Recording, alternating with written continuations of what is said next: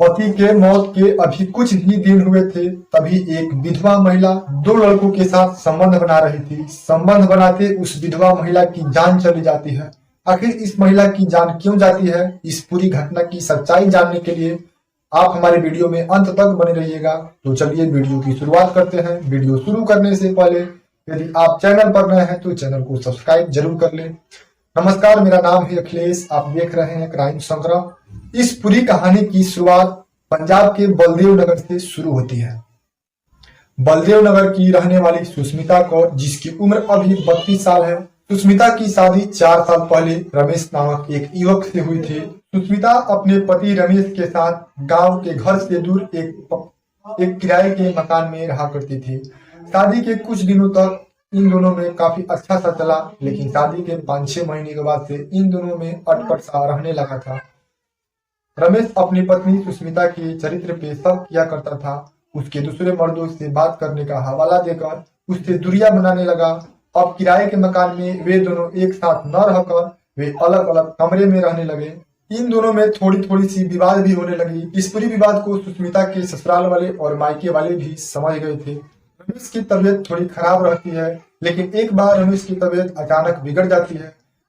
तबीयत बिगड़ने से उसकी हार्ट अटैक आती है। हार्ट अटैक से उसकी अचानक मृत्यु हो जाती है। मृत्यु होने के तुरंत बाद सुष्मिता रोने भी लगने लगती है। वह अपने ससुराल वालों को इस पूरी घटना को बताती है कि रमेश की मृत्यु हो गई है हार्ट अटैक आने से।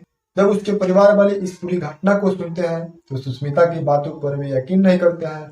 वे सोचते हैं कि रमेश की हार्ट अटैक आने से मृत्यु नहीं हुई है, बल्कि इसको सुष्मिता ने अपने हाथों मारा होगा या दूसरे अन्य व्यक्ति से इसे मरवाया होगा। क्योंकि इन दोनों में पहले से ही कुछ विवाद सा चल रहा था, लेकिन बाद में परिवार वालों के द्वारा सुष्मिता के ऊपर कोई एक्शन नहीं लिया जाता है। जिसके बाद सुष्मिता अपने गांव के ही एक अन्य मकान में आकर रहने लगती। लेकिन सुष्मिता को अपने ही गांव के दो लड़कों से प्यार हो जाता है। वे उन दोनों से नजदीकियां बढ़ाने लगती है।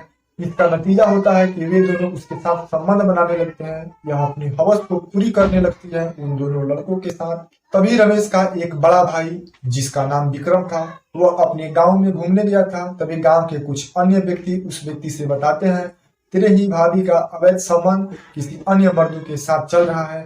वह यकीन नहीं करता है इस बात पर, लेकिन लोगों के द्वारा इस पूरी कहानी को ऐसे बताया जा रहा था जैसा कि सही हो। वे कुछ समय के लिए तो यकीन करता है, लेकिन उसे विश्वास नहीं होता है। 1-2 दिन बीत जाते हैं। विक्रम सुष्मिता से इस पूरी कहानी के बारे में पूछता है, क्या आपकी अफेयर किसी अन्य मर्दों के साथ चल रही है क्या?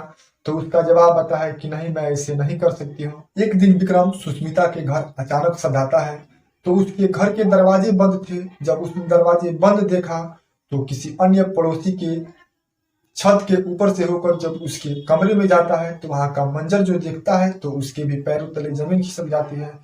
सुष्मिता 2 लड़कों के साथ संबंध बना रही थी। जब इस पूरी दृश्य को देखता है तो उसका भी कलेजा कांप जाता है, उसे मारने पीटने लगता है। इसी बीच वे दोनों लड़के फरार हो जाते हैं। उसके बाद विक्रम सोचने लगता है कि इसी ने मेरे भाई रमेश को मौत के घाट उतारा है। ऐसा हो सकता है कि यही अपने अफेयर के चलते मेरे भाई रमेश को मौत के घाट उतारा है। मैं इसके किए का सजा जरूर दूंगा, चाहे इसके लिए जो कुछ भी हो।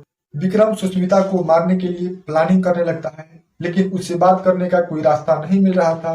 10-15 दिन बीत जाते हैं। एक दिन सुष्मिता विक्रम के पास कॉल करती है, कुछ पैसों की डिमांड करती है। तभी विक्रम बोलता है कि तू खेत में आ जाओ, मैं तुम्हें पैसे जरूर दूंगा। तभी सुष्मिता खेत की ओर आती है। फिर अपने सोचे समझे प्लानिंग के अनुसार सुष्मिता का गला पकड़कर खेतों की मेड़ में दाब देता है, जिसके बाद सुष्मिता की मौत मौके पर ही हो जाती है।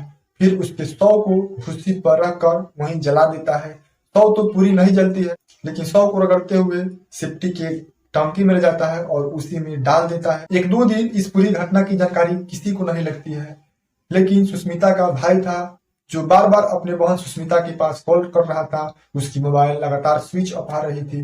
जब स्विच ऑफ आ रही थी वे अपने बहन के यहाँ आता है और इस घटना के बारे में पूछता है कि मेरी बहन कहाँ है। तो इसके परिवार वालों का जवाब आता है कि मुझे मालूम नहीं, यह कहीं गई होगी। तभी वह इसका एक रिपोर्ट पुलिस स्टेशन में लिखाता है।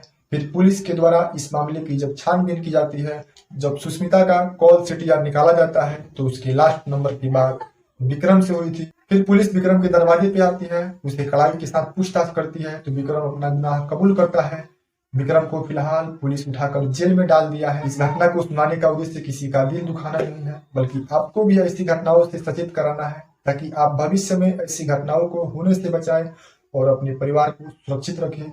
इस पूरी कहानी में सबसे अधिक गलती किसकी है, आप कमेंट करके जरूर बताइएगा। तो मिलते हैं किसी नेक्स्ट वीडियो में, तब तक के लिए जय हिंद।